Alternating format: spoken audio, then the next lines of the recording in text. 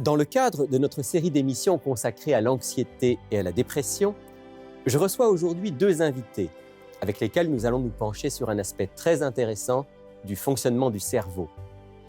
La victoire sur l'anxiété et sur la dépression pourrait bien passer par le bon fonctionnement d'un lobe de petite taille, mais qui contient plus de 80 milliards de cellules nerveuses. Je veux parler du lobe frontal.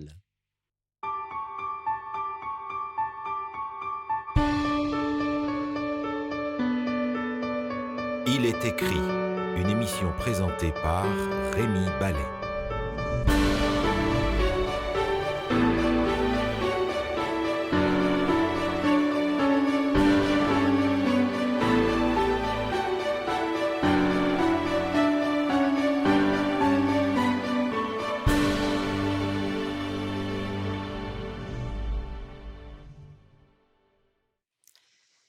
Je retrouve donc avec plaisir Dominique Noël, infirmier praticien, et Patrick Dupuis, intervenant en soins spirituels, avec qui j'ai eu le plaisir de participer à une formation exceptionnelle présentée par l'équipe du Dr Nedley sur le thème de la dépression et de l'anxiété, et plus précisément sur la manière de surmonter la dépression et l'anxiété. Bienvenue dans notre émission et bienvenue à tous les deux. Bonjour Dominique. Bonjour Rémi. Bonjour Patrick.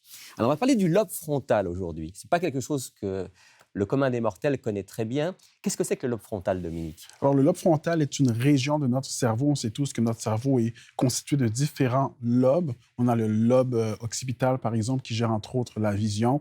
Les lobes temporaux, qui sont plus associatifs, mais gèrent entre autres le langage et l'audition. Et on a, bien sûr, le lobe frontal, qui, lui, a des fonctions qui ont été découvertes un peu par hasard, comme plusieurs autres découvertes scientifiques, alors qu'un incident était survenu à un homme. C'est un homme qui a servi de cobaye en quelque sorte et qui a permis une découverte. Exactement, Monsieur Phineas Gage, qui était en fait travailleur sur un chemin de fer. C'était un homme qui était pieux, qui était fidèle dans sa relation conjugale, qui était en fait un employé modèle dans la compagnie où il travaillait. Et après cet incident, durant lequel une tige de métal a transpercé littéralement son crâne, son comportement a complètement changé. Il n'était plus en mesure de contrôler ses émotions. Il n'était plus un employé sur lequel on pourrait se fier pour prendre des décisions difficiles. Il avait un langage extrêmement vulgaire, ne participait plus à l'école du dimanche qu'il animait. Et trompait sa femme. Et trompait sa femme. Alors, ce sont ces changements de comportement, parce qu'il a quand même survécu plusieurs années après cette blessure, mais ces changements de comportement ont suscité une certaine curiosité dans l'esprit des médecins qui le suivaient. Et c'est à partir de ce moment-là qu'on a commencé à avoir des indices sur la fonction de ce lobe important qu'est le lobe frontal. Donc, on a commencé à étudier le lobe frontal, qui est donc cette partie du cerveau située ici sur le devant du crâne. Et Patrick, explique-nous un petit peu en fait, quelles sont les fonctions du cerveau qui sont reliées à ce lobe frontal? En fait, les recherches médicales et scientifiques qui ont été faites au niveau du cerveau, plus précisément au niveau du lobe frontal, ont amené un certain nombre de découvertes qui nous permettent aujourd'hui de comprendre que le lobe frontal est entre autres responsable pour tout ce qui est contrôle des émotions. Entre autres, on parle également de la prise de décision et puis de la planification du comportement.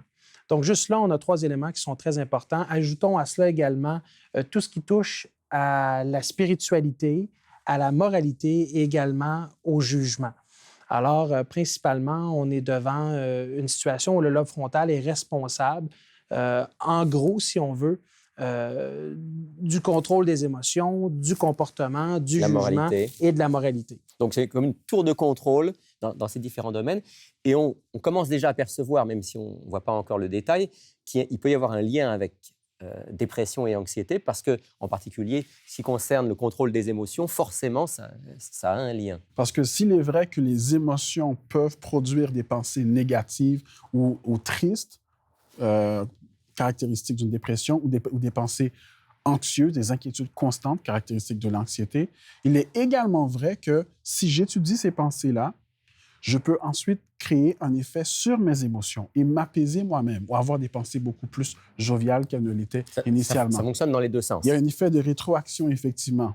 Mon lobe frontal peut produire des pensées qui vont calmer ou apaiser mes émotions. Alors, est-ce qu'on peut définir un peu plus précisément quel est le lien entre le lobe frontal et puis dépression et anxiété. Et est-ce qu'on est sûr qu'il y a un lien entre les deux?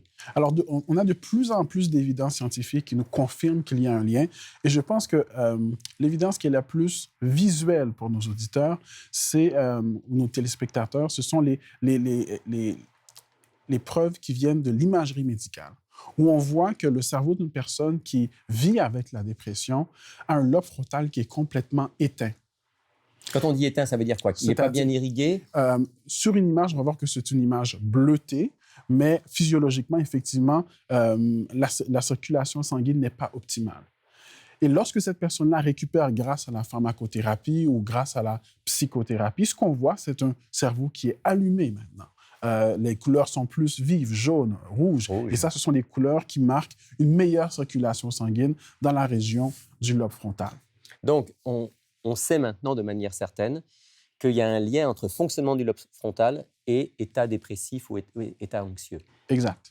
Que ce soit un mauvais fonctionnement du lobe frontal qui soit à l'origine de la dépression ou que simplement la dépression entraîne ce mauvais fonctionnement, il y a un lien d'une manière ou d'une autre et il faut travailler là-dessus. Alors, il y a beaucoup d'évidences qui nous laissent croire ça, effectivement. D'accord.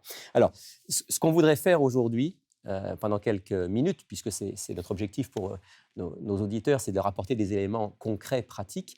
On voudrait voir maintenant, puisqu'on sait qu'un lobe frontal qui fonctionne bien est certainement une réponse, en tout cas l'une des réponses importantes à la dépression et à l'anxiété, quels sont les moyens concrets de faire fonctionner ou de refaire fonctionner son lobe frontal? Il y a une panoplie de réponses à cela. On va en citer quelques-unes. Patrick, donne-nous déjà un élément de base pour faire fonctionner son lobe frontal d'une manière optimale. En fait, une des approches qui permettent d'activer ou de réactiver, si on veut, le lobe frontal dans un fonctionnement optimal, et je partage avec vous un acronyme qui est celui de santé de fer. Et en fait, c'est une approche de santé globale.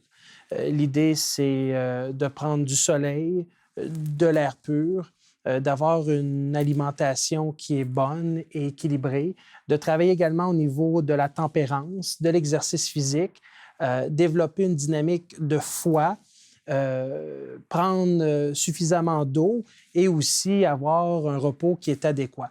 Donc, l'ensemble de cette approche qui vise la santé globale, c'est quelque chose qui est important lorsqu'on veut améliorer le fonctionnement du lobe frontal. Ce que tu es en train de nous dire, Patrick, c'est que si on veut que notre cerveau fonctionne bien, que notre lobe frontal fonctionne bien, on ne peut pas simplement s'attaquer au lobe frontal, il faut avoir une dimension complète, holistique des lois de la santé. Tout à fait. C'est davantage un style de vie et l'idéal, c'est que ces changements-là ne soient pas temporaires, mais qui éventuellement s'enracinent dans un quotidien qui a une approche holistique à la santé. Et vas-y, Dominique. Et sans reprendre tous les points que Patrick vient d'énumérer, j'aimerais quand même insister sur certaines choses. On avait parlé du soleil. On parle entre autres de prendre le temps de s'exposer à la lumière. Et de plus en plus, la littérature scientifique, effectivement, nous confirme qu'une exposition à la lumière régulière permet de stabiliser l'humeur de ceux qui sont plus susceptibles à développer une dépression. Bon. On va y revenir parce que en fait, notre prochaine émission va être consacrée au style de vie, mais c'était important qu'on place ça comme une base. Dans le programme du Dr Nedley, qui est un programme extraordinaire pour aider les gens qui sont dépressifs ou anxieux, ils mettent beaucoup l'accent sur ces lois de la vie, ces lois de la santé qu'il nous faut respecter. Qui ont certainement un effet. Qui ont un effet indéniable. Donc ça, c'est un premier élément. On va y revenir dans une prochaine émission. Quels sont les autres éléments encore qui vont permettre à notre lobe frontal d'être en fonctionnement optimal? Un autre élément qui est important de mentionner, surtout dans notre société marquée par l'essor de la technologie, ce sont les écrans. Alors, les écrans sont un facteur important parce qu'on remarque que surtout les enfants et les adolescents, qui passent beaucoup de temps face à ces appareils-là, il y a une diminution marquée de l'intérêt pour la lecture, pour les activités académiques. Il y a aussi une interférence avec le sommeil. Or, le sommeil est important pour produire les messagers chimiques nécessaires à la stabilisation de notre humeur.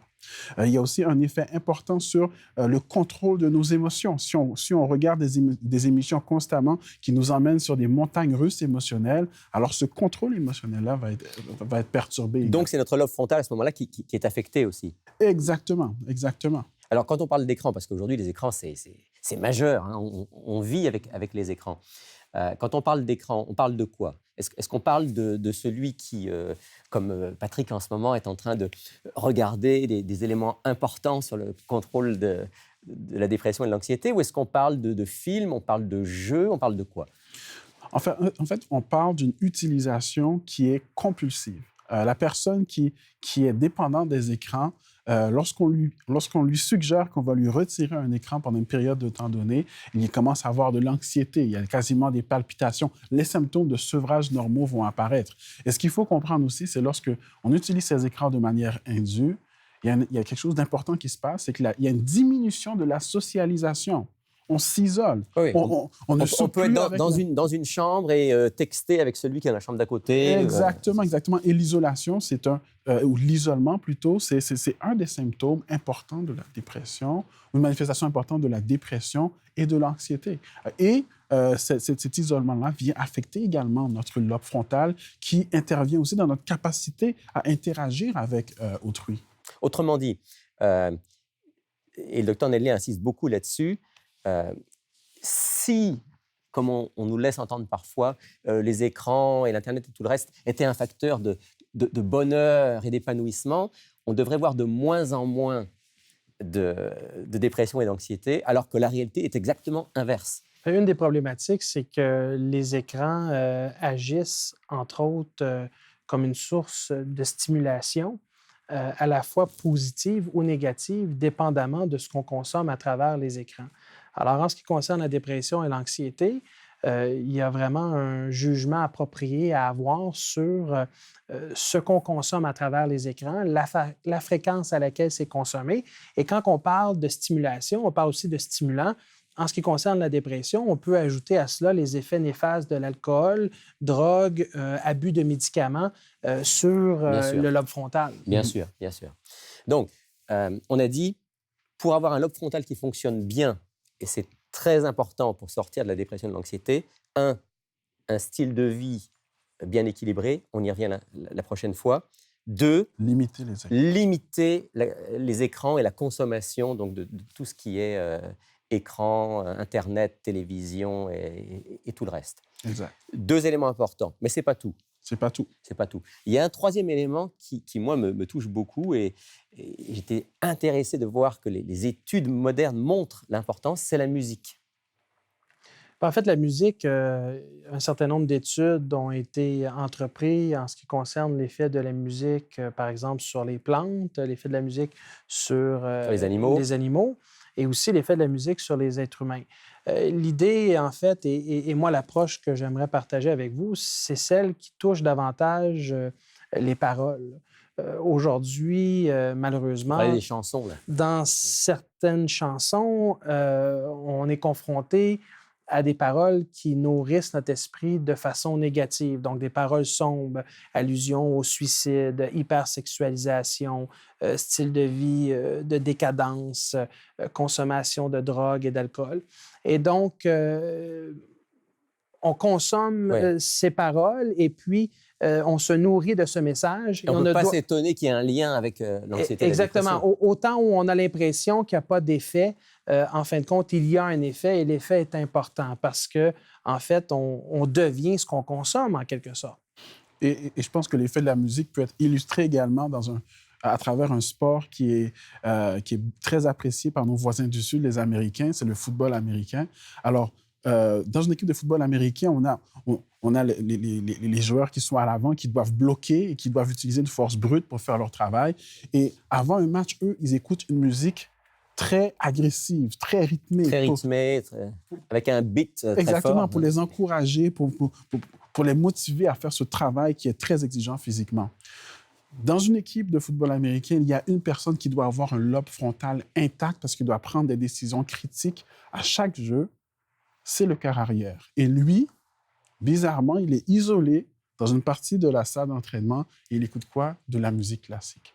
De la musique classique parce qu'il faut absolument que son lobe frontal soit à un niveau de fonctionnement optimal pour prendre ses décisions critiques. Voilà, tu dis quelque chose d'important, Dominique, et l'équipe du Dr Nedley insiste là-dessus. Il y a des études maintenant assez claires qui montrent que quelqu'un qui a l'habitude d'écouter de la musique classique de manière régulière est quelqu'un qui va aider son lobe frontal à mieux fonctionner. Il y a des études vraiment à ce sujet. Alors, il y a des études là-dessus. D'ailleurs, c'est deux choses. Premièrement, la musique classique baroque, plus spécifiquement, ce n'est pas toutes les musiques classiques. La musique classique baroque va bien faire... Une première chose, c'est stabiliser le rythme de fonctionnement du cerveau.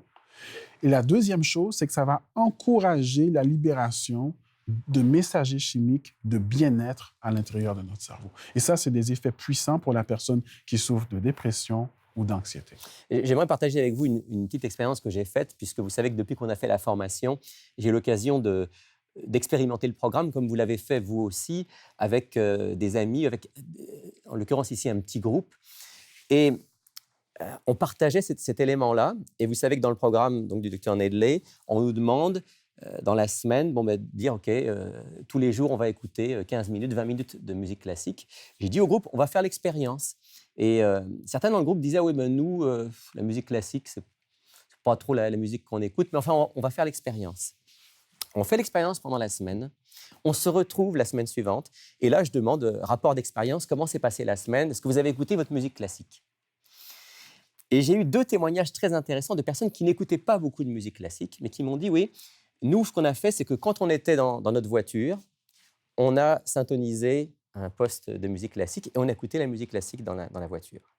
Et les 2 ont rapporté au groupe, on a dû constater que c'était vrai. Notre humeur était plus stable. On ne se mettait pas en colère dès qu'il y en avait un qui nous faisait une queue de poisson. Et globalement, ça a contribué à notre équilibre émotionnel de la semaine. Pour moi, c'était comme une confirmation expérimentale de ce qu'on sait par les études récentes. Donc, on peut vraiment encourager les personnes qui font face à l'anxiété ou à la dépression à écouter de la musique classique, en particulier baroque, comme tu disais, Dominique. Et cet effet-là, moi, je trouve que c'est extraordinaire. On le voit par les études scientifiques aujourd'hui, mais on avait déjà un indice de cet effet thérapeutique de la musique dans la Bible.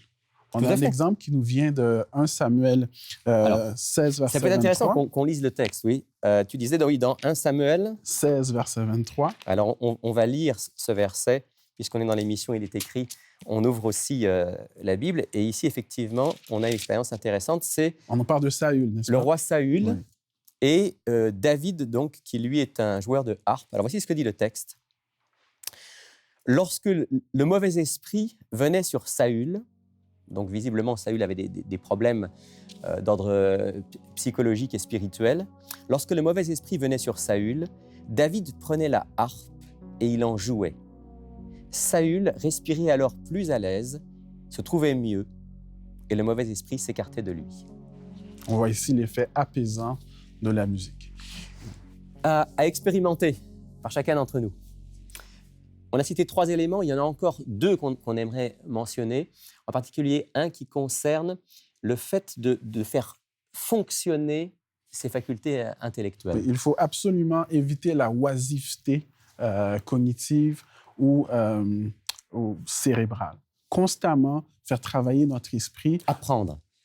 Pourquoi? Parce que le fait de défier nos capacités intellectuelles, le fait de pousser nos efforts intellectuels à un autre niveau fait en sorte qu'il y a neuroplasticité qui est encouragée. Qu'est-ce que la neuroplasticité? Mais cette capacité du cerveau à développer des nouvelles connexions pour lui permettre de mieux fonctionner et mieux gérer la complexité de son environnement. Et chez la personne qui est dépressive ou anxieuse, ce que ça veut dire, c'est qu'on a un lobe frontal qui se transforme pour mieux gérer cette anxiété et mieux gérer cette dépression.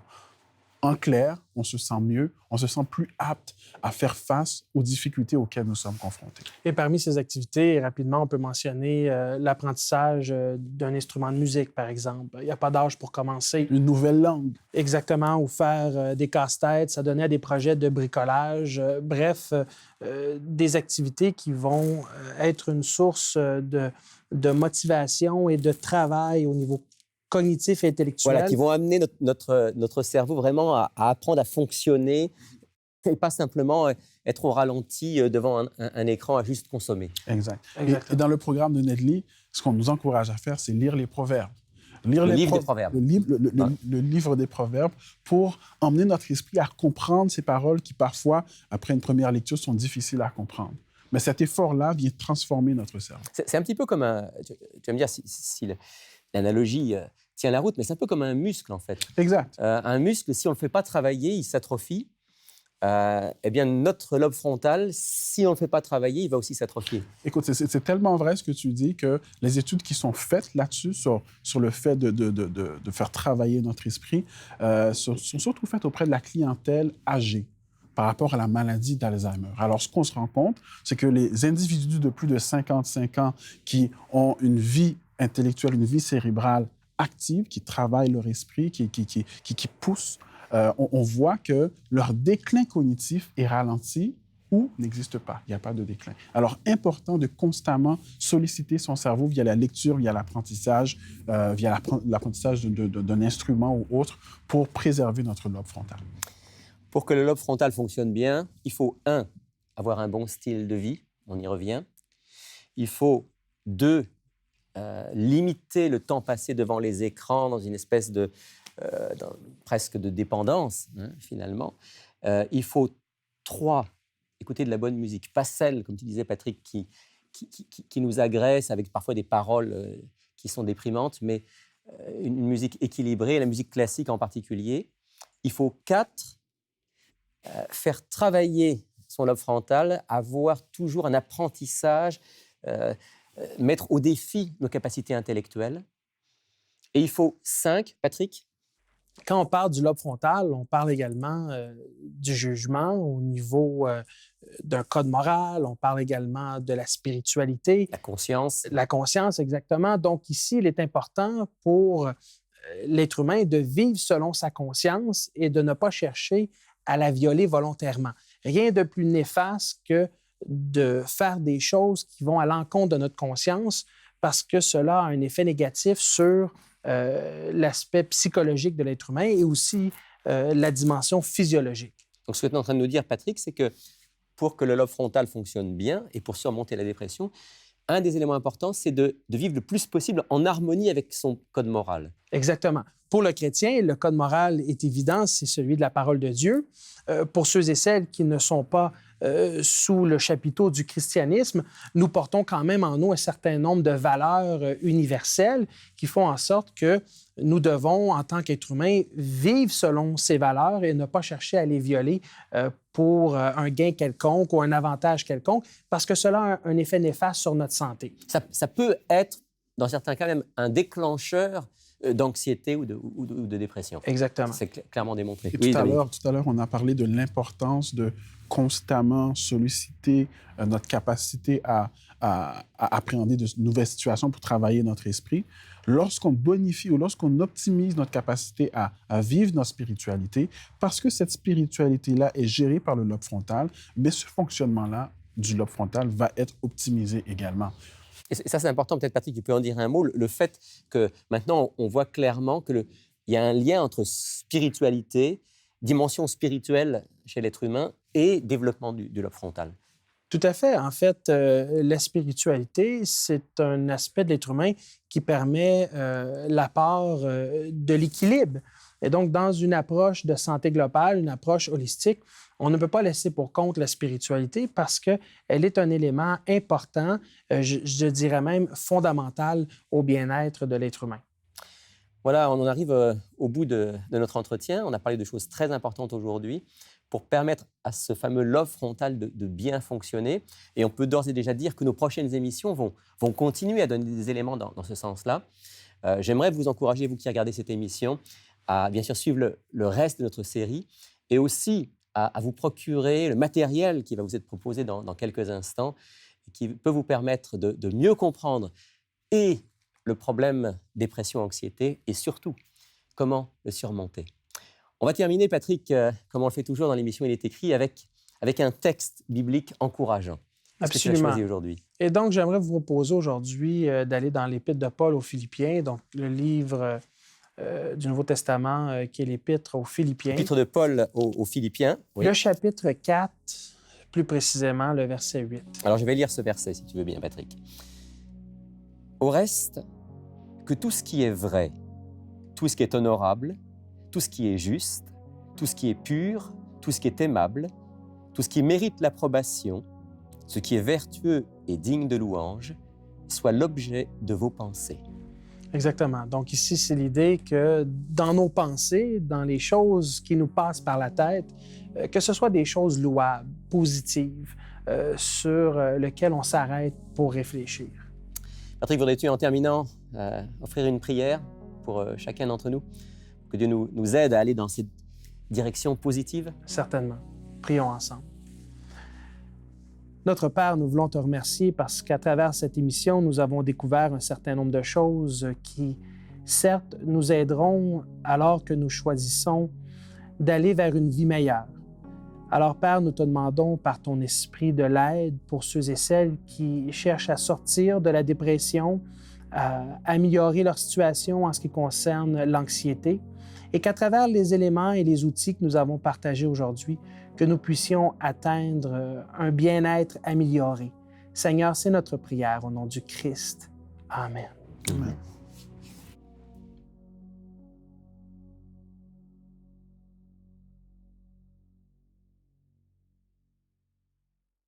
La méthode du Dr Nedley a aidé des milliers de personnes dans le monde à surmonter la dépression et l'anxiété. C'est une approche unique et efficace qui prend en compte les dimensions physiques, psycho-émotionnelles et spirituelles de l'être humain. Le livre du Dr Nedley est maintenant disponible en français sous le titre « Surmonter l'anxiété et la dépression ». Vous pouvez obtenir ce livre exceptionnel pour seulement 49 $ plus frais de port en téléphonant au 1-866-729-3515 ou en visitant notre site web ilestécrit.tv. Procurez-vous dès maintenant cet ouvrage qui pourrait changer votre vie et celle de vos proches. Le programme du Dr Nedley, Surmonter l'anxiété et la dépression, est maintenant offert en français dans la région de Montréal et bientôt dans toute la province du Québec. Ce séminaire s'étend sur 8 semaines, à raison d'un soir par semaine, et son efficacité est remarquable. N'attendez pas. Pour obtenir de l'information sur ce séminaire ou pour vous y inscrire, visitez notre site web ilestécrit.tv ou téléphonez au 1-866-729-3515. Voilà, c'est la fin de cette émission. Merci de l'avoir suivie. C'était la deuxième émission d'une série de 5 consacrée à surmonter l'anxiété et la dépression. La semaine prochaine, nous parlons du style de vie qui est favorable pour une bonne santé mentale. Ne manquez pas cette émission, soyez au rendez-vous. D'ici là, je vous souhaite au nom de toute l'équipe d'Il est écrit une excellente semaine. Et souvenez-vous, il est écrit « L'homme ne vivra pas de pain seulement, mais de toute parole qui sort de la bouche de Dieu ».